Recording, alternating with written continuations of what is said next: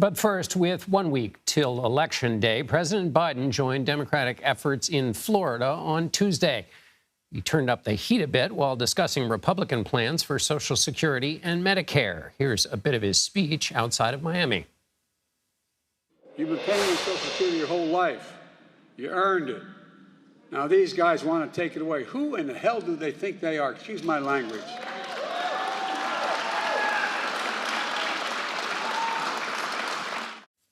While in the Sunshine State, Mr. Biden will also attend campaign events for Florida's Democratic nominee for governor, Charlie Crist, and Democratic Senate nominee, Val Demings. Nancy Cordes reports. They're coming after Social Security and Medicare in a big way. President Biden's campaign message in this final week amounts to a warning. What he thinks will happen if his party loses control of Congress. The power we just gave Medicare to negotiate prescription drug prices goes away, gone. $2,000 cap on prescription drugs, gone. The battle for Senate control has grown so fierce, CBS News considers races in 5 states to be true toss-ups, where the candidates are neck and neck. They're coming after me with everything right now. In Georgia today, former football player Herschel Walker called his critics crazy after a second woman publicly accused the anti-abortion rights Republican of pressuring her to have an abortion. He came to my house and picked me up and drove me to the clinic. CBS's Nicole Killian is covering the Walker campaign in Georgia.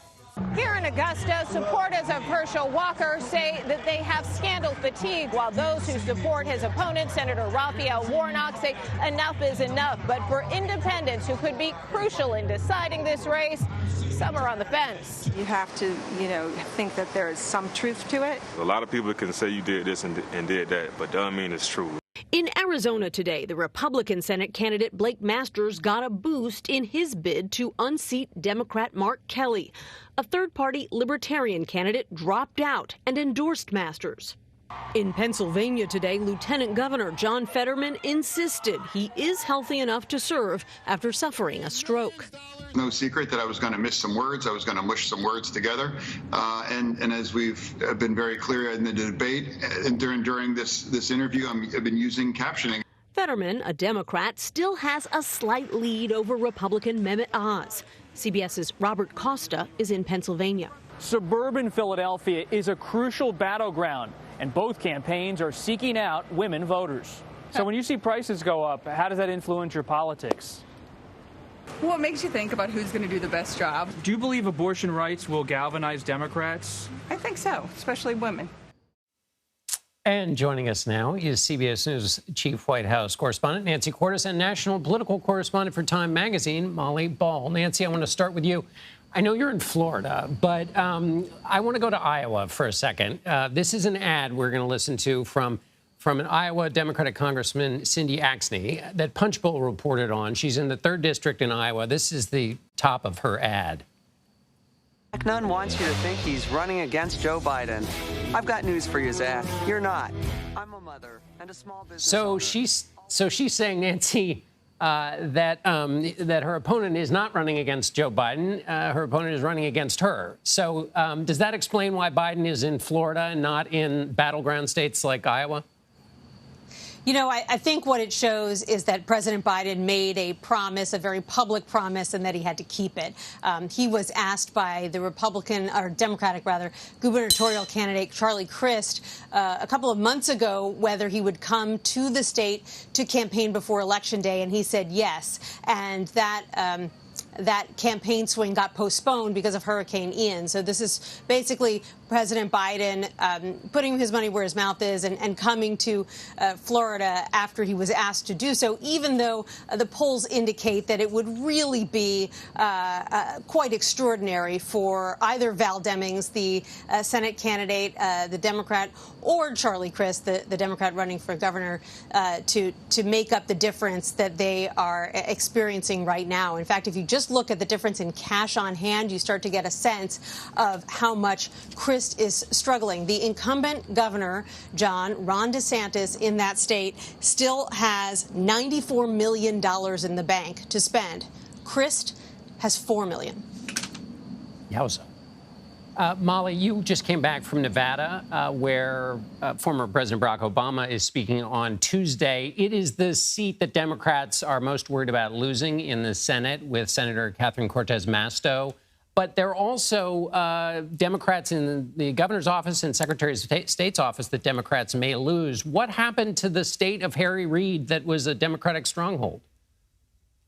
Well, I think reports of Nevada becoming a blue state have always been somewhat exaggerated. And if you look at just the pure demographics of the state, not just the fact that it's pretty evenly divided between Democrats and Republicans, but the fact that it is one of the least college-educated states in the country. So most of the voters there are working class, do not have college degrees. It's also one of the states with the largest Latino population. And both of those populations are populations that Democrats have really struggled to hang on to throughout the Trump era, but especially acutely in recent years.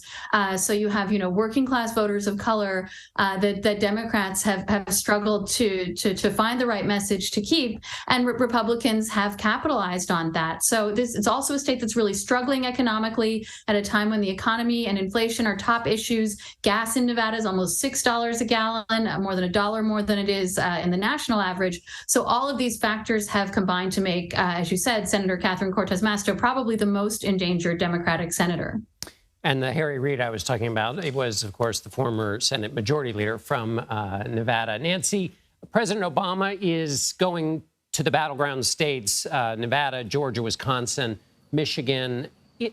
Are there things that he can say that President Biden can't say that make him more effective on the campaign trail? There are things he can say, and there are places that he can go, partly because his approval rating is higher than President Biden's is right now. President Biden is stuck in the low 40s. President Obama isn't serving as president anymore, and that tends to make people like you more when you aren't making those tough decisions. And the dilemma for sitting presidents always is, John, that the places where candidates need the most help, the candidates in those swing states and swing districts are exactly the places where a visit from a sitting president of their own party probably wouldn't help that much, because what they're trying to do is pick up undecided independent voters. And that's the kind of thing that a sitting president that is identified with your party just isn't going to be able to help you do. And so that's why we see, even in this pivotal final week of that campaign, the only two swing states that President Biden is going to be going to in the next week are New Mexico and Pennsylvania. And Pennsylvania is a state he's gone back to time and time again. He's obviously got deep ties with that state, and that's a place that he feels he can safely make a difference. Whereas President Obama, as you pointed out, is not only in high demand when it comes to campaign appearances, but he's in high demand when it comes to holding fundraisers and appearing in ads and all the rest. Molly, I want to ask you about a figure that was in the Wall Street Journal poll about suburban women. When President Trump was running for re-election in 2020, the departure of suburban women from the Republican presidential column was a big story. They abandoned him and voted more for Joe Biden. But now the Wall Street Journal shows that there has been a 26-point shift among suburban women towards the Republican Party in the last period for this midterm election. What do you think's going on there? Well, the proverbial soccer mom has always been sort of the paradigm of the swing voter in America, and that hasn't changed. And as you said, under President Trump, that was really the demographic that had the biggest backlash. But, I think pollsters and most campaign operatives will tell you it's a conservative-leaning block of voters. And we saw, a year ago when Glenn Youngkin was elected in Virginia, the education issue was really moving suburban women. I think over the summer, you had the abortion issue moving suburban women in the opposite direction. And now the question is, are they swinging back? That poll would certainly indicate that they are, whether it's motivated by concerns about inflation and the economy, concerns about crime. That's been a big issue in a lot of these races. And I think you see that that suburban women are particularly concerned with that issue as well. So this is, as always, really going to be, I think, the decisive block of voters. And these polls are indicating that not only are they up in the air as always, but they're really swinging back and forth between the parties.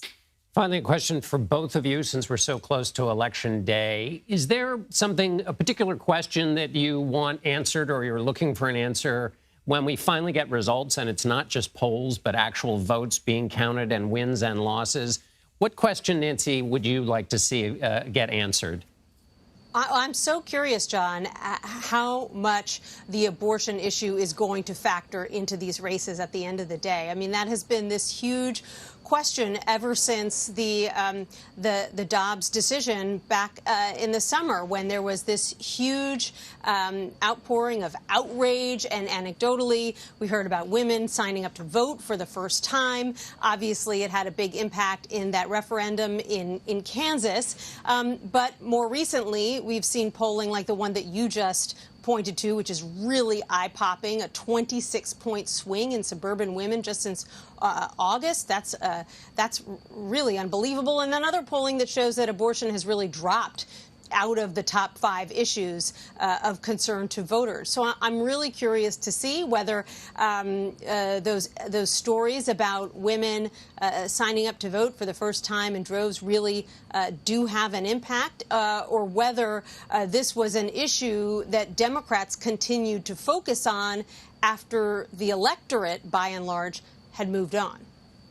Molly, do you have a question in your notebook you're hoping to have answered by the actual results? Yeah, I would say 2 things. First of all, as we discussed before, the minority vote, whether Republicans are able to hang on or even increase those margins that they've started to notch with African-American and Latino voters, potentially Asian-American voters as well. But beyond that, I'm going to be curious to see just what the overall turnout is. You know, it used to be the case that in midterm elections like this one, you almost always had a huge drop-off from presidential elections. That really changed in 2018 when we had midterm turnout that was an order of magnitude more than we'd seen in a century or more. And so I'll be interested to see, has the electorate been sort of permanently activated by the Trump era to the point where everybody's voting in midterms almost to the extent that they do in a presidential election? Or are we seeing people do the traditional thing and tune out when the president is not up for election? Excellent point. Nancy Cordes at the White House, Molly Ball in Arlington, Virginia. Thank you both very much.